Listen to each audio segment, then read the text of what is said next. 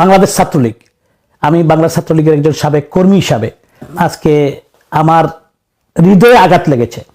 যদিও আমি এটা বিশ্বাস করি যারা ছাত্রলীগকে, বাংলাদেশ ছাত্রলীগকে নিষিদ্ধ ঘোষণা করার মতো সাহস দেখিয়েছে তারা একটি জঙ্গি গোষ্ঠী। তারা বাংলাদেশের জোর করে ডক্টর ইউনূসের নেতৃত্বে 5ই আগস্ট বাংলাদেশের নির্বাচিত প্রধানমন্ত্রী রাষ্ট্রনায়ক শেখ হাসিনাকে জোর করে দেশের বাইরে পাঠিয়ে তারা ক্ষমতা দখল করেছে এবং একটি হিজবুত তাহরীর সহ একটি জঙ্গি গোষ্ঠীকে নিয়ে এখন তারা বাংলাদেশের মসনদে বসে একটি অনির্বাচিত সরকার তারা বিভিন্ন সংস্কারের কথা বলছে, তারা বিভিন্ন জায়গায় সংস্কারের কথা বলছে এবং এগুলা করার কোনো এখতিয়ার তাদের নেই।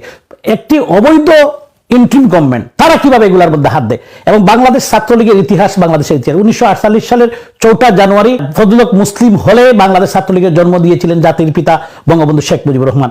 এই ছাত্রলীগের ইতিহাস বাংলাদেশের ইতিহাস। ছাত্রলীগের অনেক নেতা কর্মীরা আজকে বিভিন্ন দলে ছিড়িয়ে ছিটিয়ে আছেন, বিভিন্ন দলে গিয়েছেন, বড় নেতা হয়েছেন, তারাও কিন্তু আছেন। আজকে যারা বয়োজ্যেষ্ঠ থেকে আজকে 14-15 বছরের ছাত্রলীগের যারা কর্মী, অন্যান্য দলে যারা আছেন, আমি সবাইকে আহ্বান জানাবো, আজকে আমাদের হৃদয়ে আগুন লাগিয়ে দিয়েছে, কোটি কোটি কর্মীর হৃদয়ে আগুন লাগিয়ে দিয়েছে যে যারা একটি অবৈধ ইন্টারিম গভর্নমেন্ট কিভাবে বাংলাদেশ ছাত্রলীগের মতো একটি ঐতিহাসিক রাজনৈতিক ছাত্র সংগঠনকে নিষিদ্ধ করার মতো দুঃসাহস দেখাতে পারে।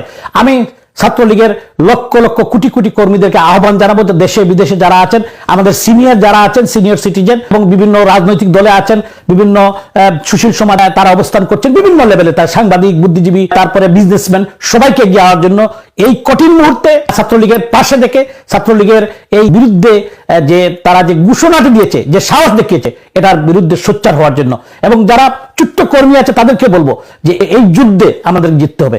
তারা আমাদের হৃদয়ে আগুন লাগিয়ে দিয়েছে।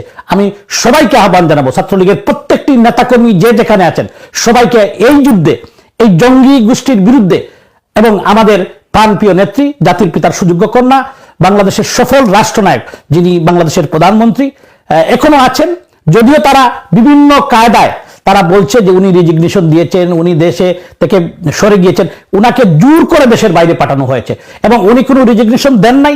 উনি এখনো প্রধানমন্ত্রী, ওনার সংসদও আছে।